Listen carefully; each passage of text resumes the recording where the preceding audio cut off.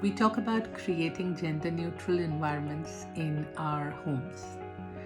But if we realize young children, they are equally exposed to schools. And today in this little video, this is my attempt to talk about how to create a gender-neutral environment in school. This is all the more important for me because being a directress, a Montessori school directress, I have realized that there are very few schools, unfortunately, in this country that are gender neutral in the true sense of the word. So today, I would like to throw some light on the same and help you who are raising gender equal children realize and help you understand that how you can look for a gender neutral school. Now, if you would be aware, if you're aware, creating a gender-neutral environment in schools or at home doesn't happen by chance. It needs a lot of hard work. Now, if you create a gender-neutral environment at home, you will have 1, 2, 3 children, 5, 6 children. But in schools, we have multiple children, so you understand how crucial it is to have true gender-neutral schools in the truest sense of the word. Now, if you read my book, which will be out soon on Raising Generation E, I've highlighted many incidents that I have unfortunately witnessed in many schools, started from preschools till grade schools, many schools where gender stereotypes were clearly visible, and it pained me to no extent. I can give them a benefit of doubt that they are not doing these things intentionally. I hope not. But the first thing one of the major things that as a school we did, and which I would request all schools out there to do, if you truly want to create a gender neutral environment, is to sensitize your staff. And that happens from staff who are your help staff as well as your teachers, because the staff touches the lives of children on a more regular basis. If they are not following the protocols to the correctly, then it might all go in vain. Now, when I started my school, as a parent, I've always been conscious about gender neutrality and how to have a gender neutral home. But when I started my school, I was extremely sure back then also. This was quite a few years back, 2011. When I started my working with children, I was certain that I will keep gender stereotypes and gender bias practices away from my environment so that children at least here are safe.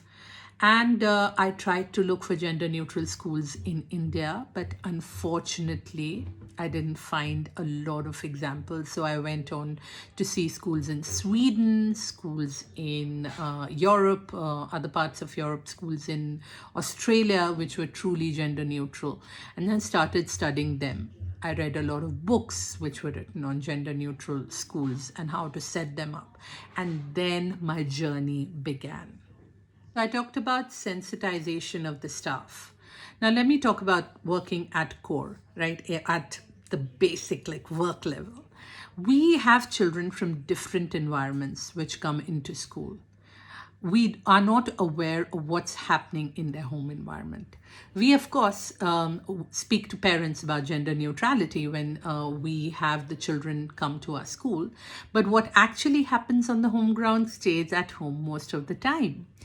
So there are a couple of things which I tell my staff as well, and which we need to understand is gender stereotypes can creep in anywhere.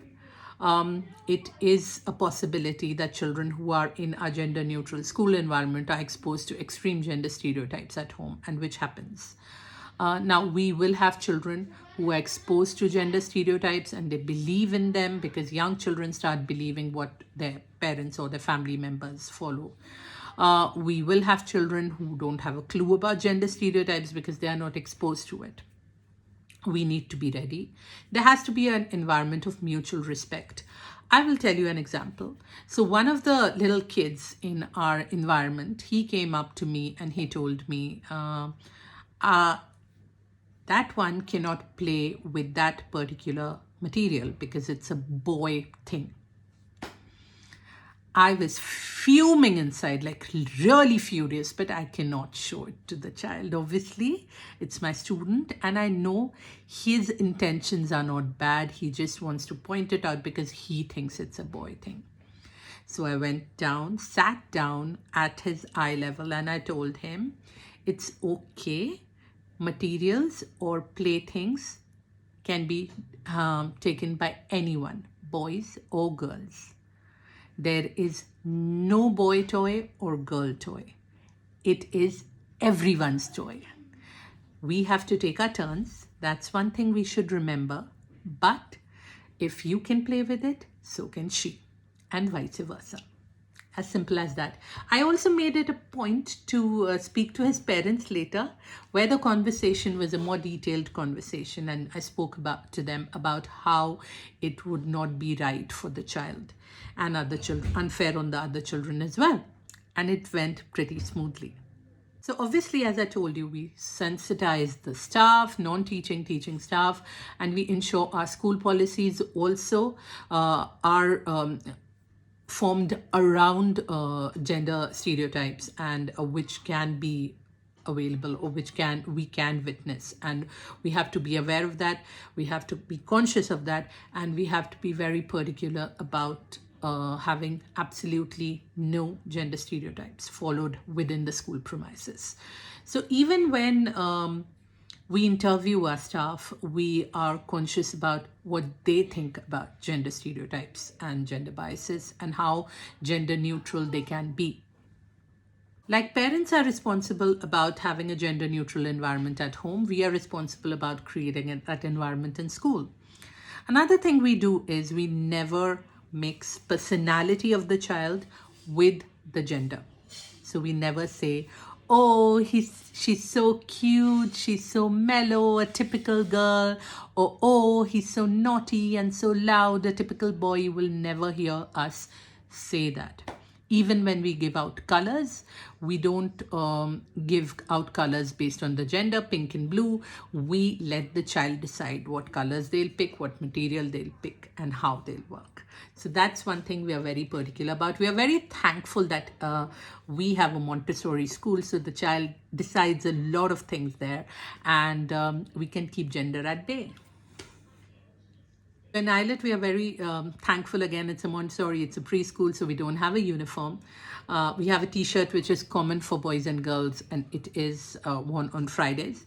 But the uniform that we talk about is basically comfortable clothing.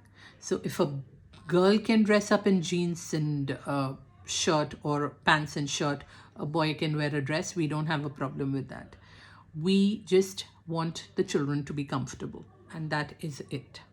We don't have any fancy accessories, neither for boys nor for girls, nothing dangling or nothing which makes sounds, neither for boys nor for girls. So it is an extremely gender neutral school, even as far as dressing or clothes are concerned.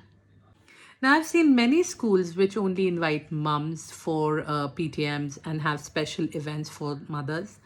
But when our invitation goes, it's extremely equal. We invite both parents. We check for dads if mums come, if we check for mums if dad come. And even our events, we have mums days and dad days, which we celebrate with equal gusto, and we try to keep it equal. Another thing that we follow is adjectives. When we address a child, we take the beautiful names. If we have to address them with an adjective, we do not use any gendered adjective like pretty, cute, sweetheart for girls, and champ, buddy for boys. Even our flashcards or nomenclature cards, or anything where we have professions, we have a policeman and a policewoman, a fireman and a firewoman. We call firefighters, we say police people or police officers, sorry, and we keep that gender neutral as well. Thankfully, in a Montessori school, the material are extremely gender neutral. So that's what we do on our part, and we urge all the parents also, if you're raising a gender neutral child at home, please check with your schools as well. It's very important that we start doing that, because for the next generation's sake, we need to start parenting them right without any stereotypes and biases. Thank you so much. Do let me know what you feel about the video, and I'd be all ears. Thank you. Bye-bye.